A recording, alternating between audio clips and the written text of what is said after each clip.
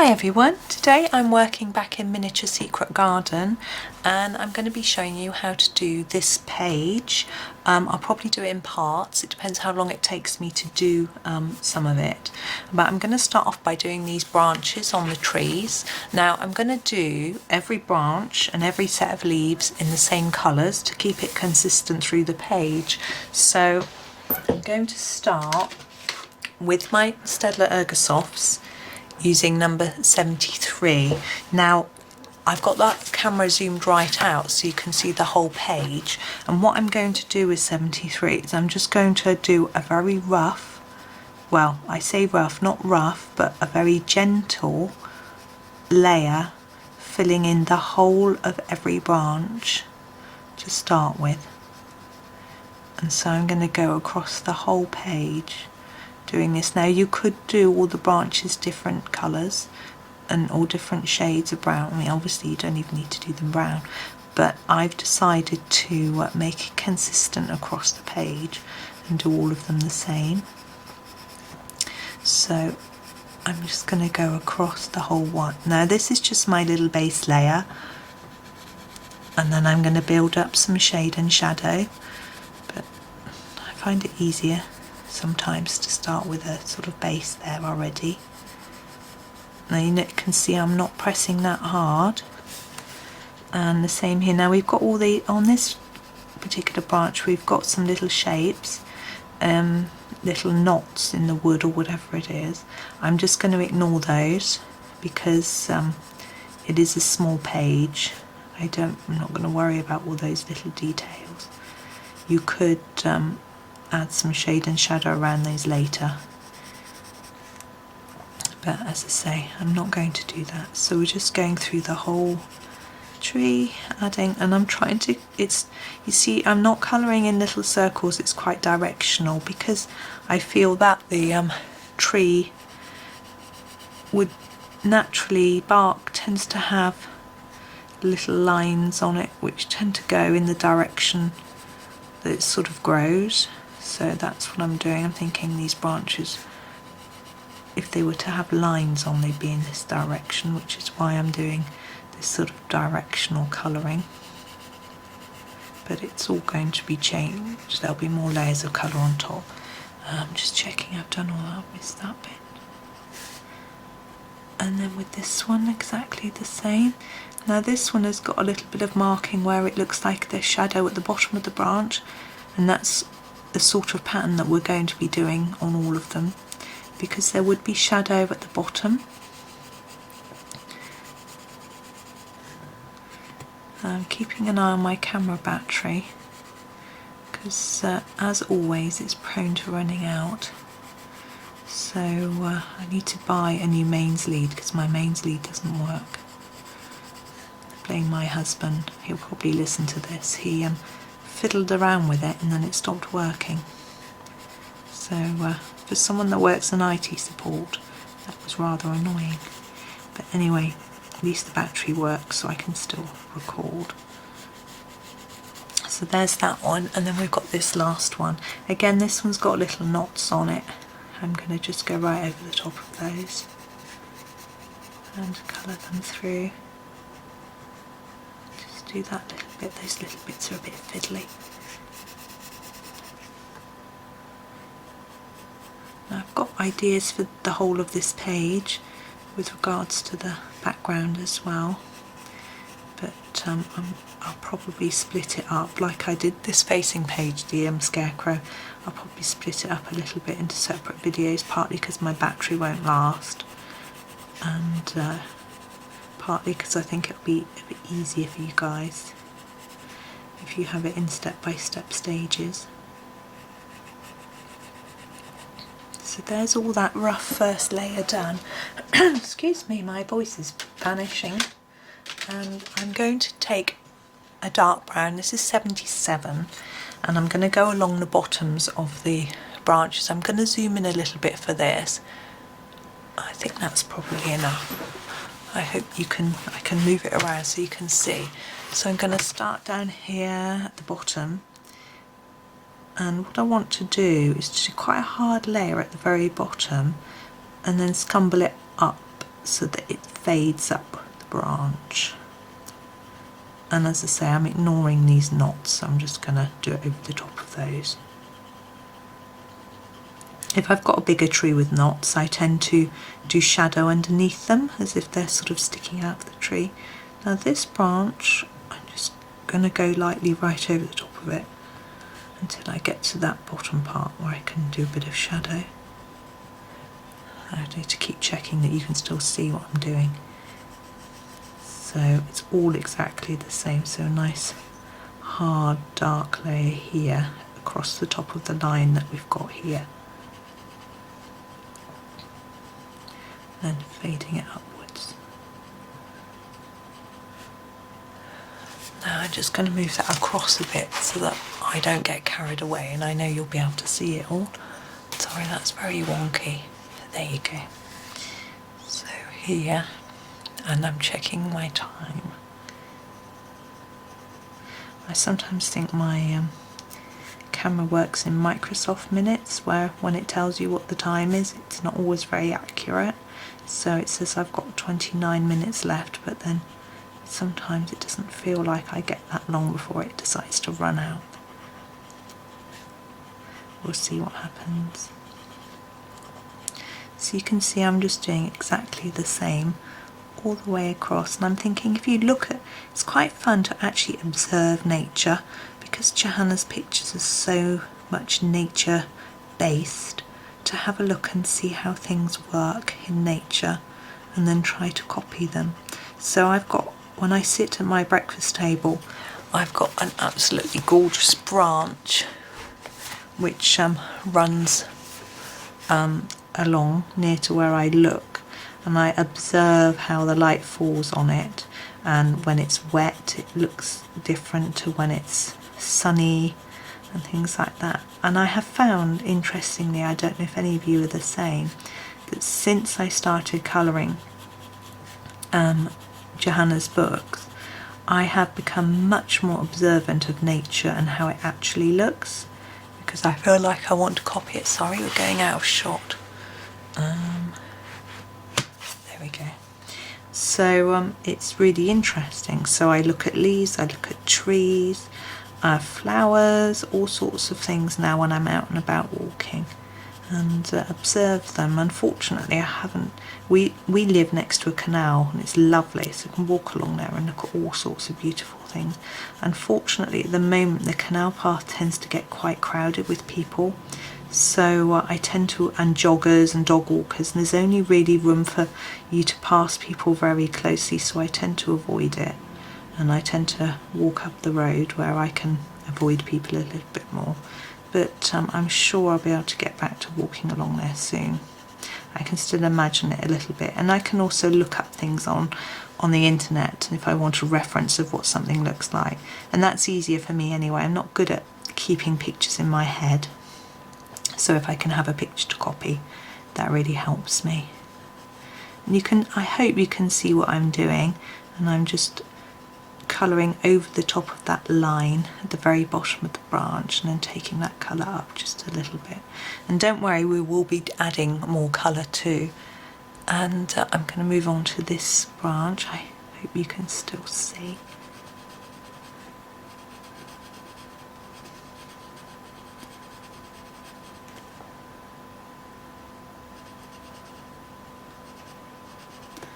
And as I say, they're all going to look the same colour. You could do them different colours. I think because the Ergosoft has a limited amount of colours, I tend to do things more the same colour, if that makes sense.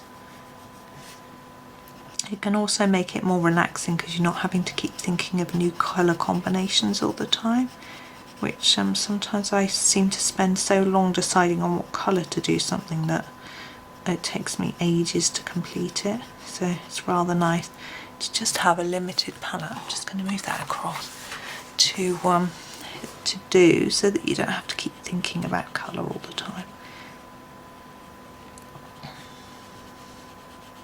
I did a tree quite recently in Secret Garden actually, and I did the trunk of the tree a sort of light turquoisey blue colour. That was really different.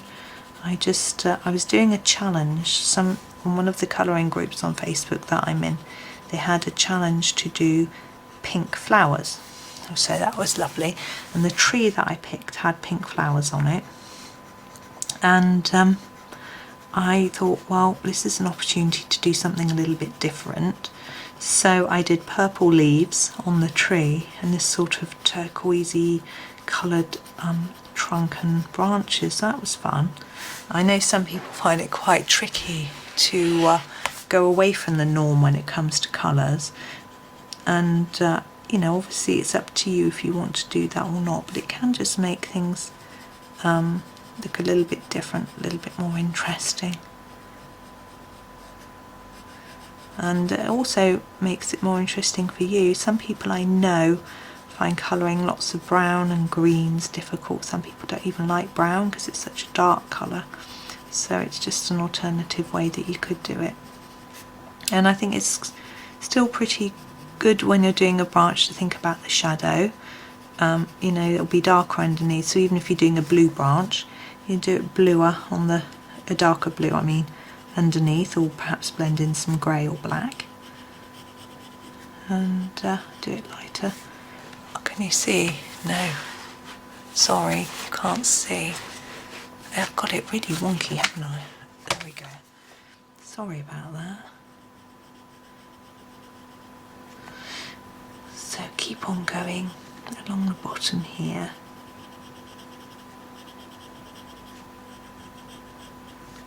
And this last little bit is getting quite narrow, but we can just pop in some colour. There we go. Now I'm happy with that. Now I'm going to go in with my lighter brown, which is the number 76. It's still quite dark, and what I'm going to do is I'm going to do two things with this one. I'm going to do a very gentle layer across the whole top of the branch, and I'm going to fade up this colour that we've done already. Now this bit here is particularly narrow, so it's going to be a little bit tricky. I want to leave a little bit of the colour that we put on originally showing through if I can. I'm not going to get too stressed about it if the branch gets too narrow to do it. I'm just going to do the best I can, because I want to go over the top of the black line at the top, but I want to leave some gap because the light would be hitting the branch. I'm just going to move along a little bit. There we go. So across the top there, and then just bringing up this colour from the bottom.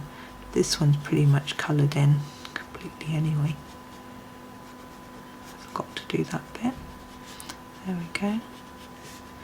You might find it easier, like I'm going to do the whole of the top first. You need a steadier hand than me really for this, but never mind. That's why I don't get stressed about going out of the lines, because I'm not very good at staying in.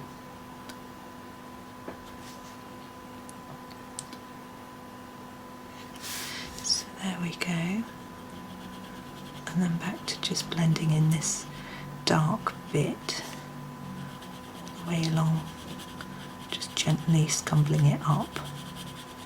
I say dark, it's not really that dark. You could add more layers and make it darker. It's up to you. There we go. And then move down to the next one. There we go. So again, doing this top bit. Just checking how much time I've got. I'm not going to have time to do all of this until my battery goes.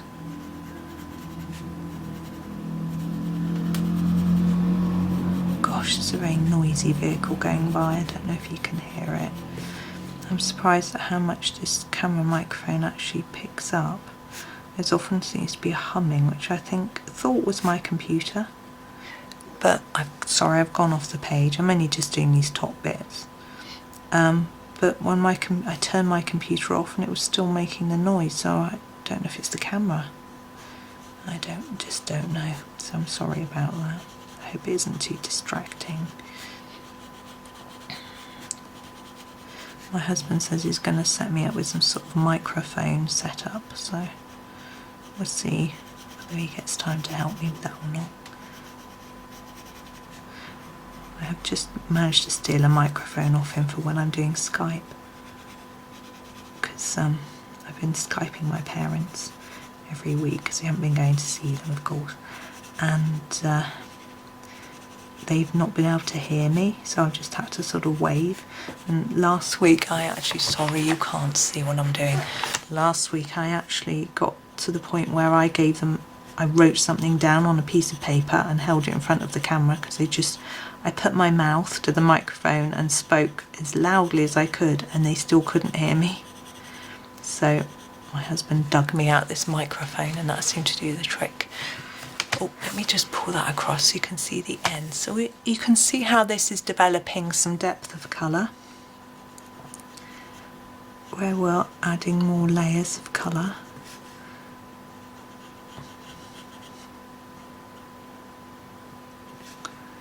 And again, I'm just marking out that top bit, and then I'm going to go back and work on this bottom layer, just bringing the colour in. And do the same on this one. Can you see? Yes.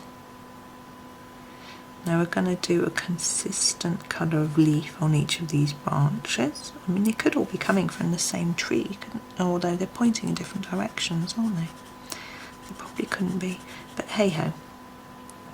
They're going to do the same colour leaves on them. And I've decided to do a bit of sky behind, and I'll probably do that with some pastels because they seem to work quite effectively and easily. Is that? Yes, that's where we're up to. So I'm going to go across this top bit first.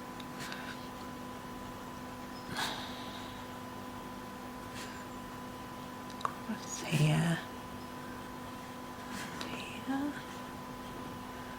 All the way to the end, and then back to this bottom to just fade this in.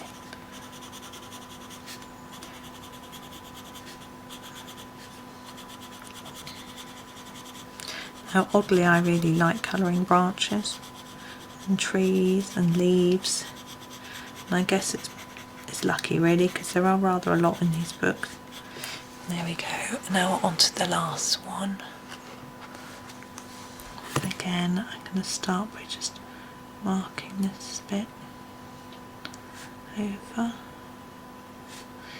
Now, where I did that very original bit of colouring in the light brown, it actually hardly shows now.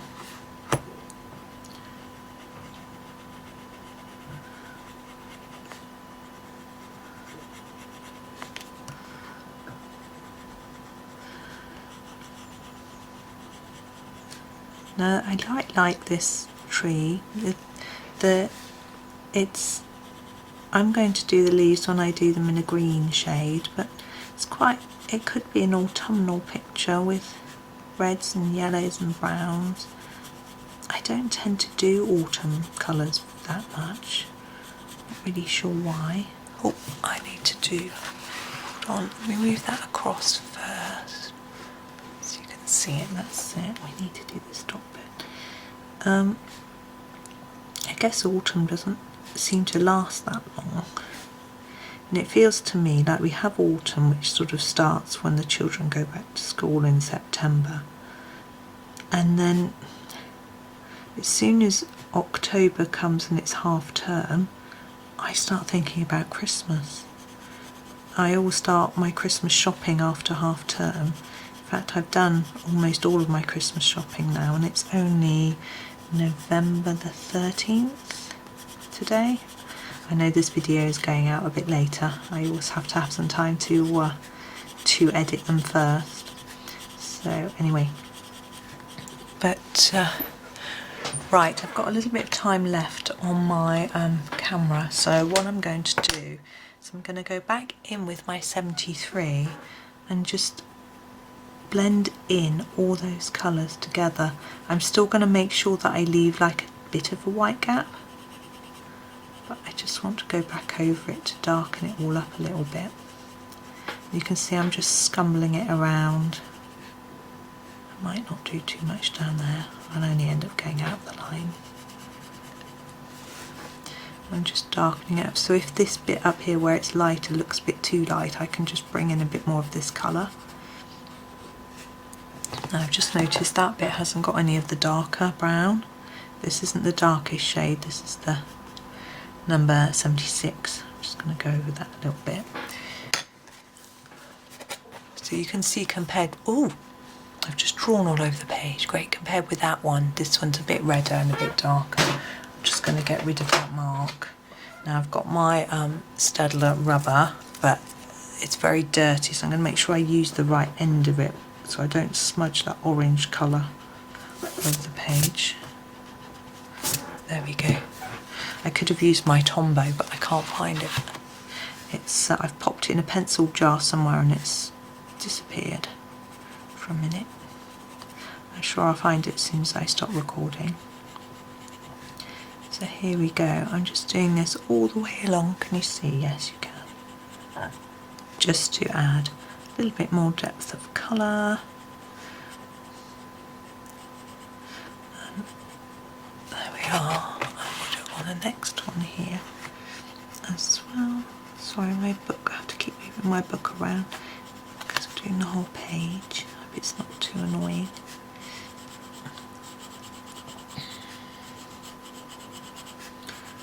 Now, I had wondered whether I should record every single page of doing this little book for you.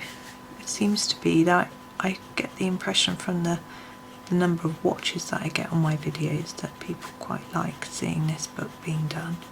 I think maybe because it's one of the newer books, but it is getting time to do some Christmas stuff as well. And then I guess Johanna's new book isn't out until April, so might be time to do a bit more. I've just realised I've done a whole bit without you being able to see what I was doing. I'm really sorry about that. But it's the same across the whole thing. Try and avoid the leaves. I didn't there. I definitely need my little Tombow now. Here it is, Tombow Mono Eraser. To erase that leaf. Now the reason I erase it right away, isn't really necessary for you to see me doing it, is because otherwise I'll forget.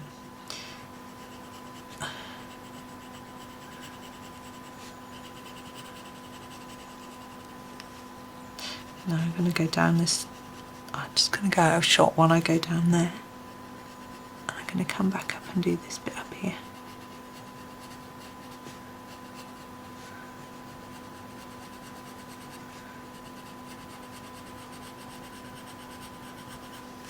Okay, now we can move it over so you can see the last bit. There we go. I don't know why I'm going to continue with this top bit. And we'll go down and do the bottom bit after.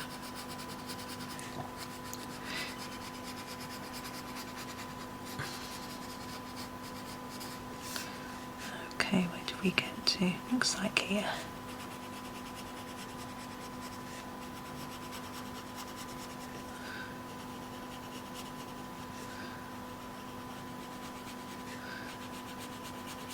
Okay, what I think I will do is I'll end the video in a moment when I've finished faffing about with these, and then I will do one with the leaves and the birds. Let me just zoom out for you so you can have a look at the whole thing. Straighten it up, there we go. So I should do one with the leaves and the birds, and then I should do one for the background. So we've got a couple of separate videos for that so you can see what I'm doing. So I'm going to end that now because I've only got 10 minutes of battery left. So thank you very much for watching. I hope you enjoyed the video and happy colouring.